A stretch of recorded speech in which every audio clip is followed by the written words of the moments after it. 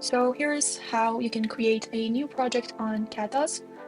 Here you can just simply click on new project or create your first project and name your project here. I'm going to build an app for Valentine, and I'm going to call it and confirm and create.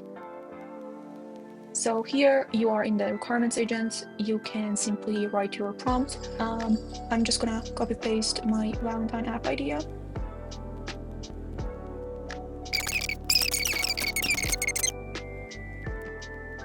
Well, yeah, as you can see, the requirements agent handed over project to the design agent. So yeah.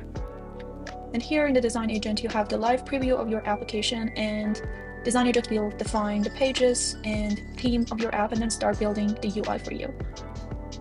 And after all, it will pass the project to the software agent, and software start building the functionality and the actual business logic of your app.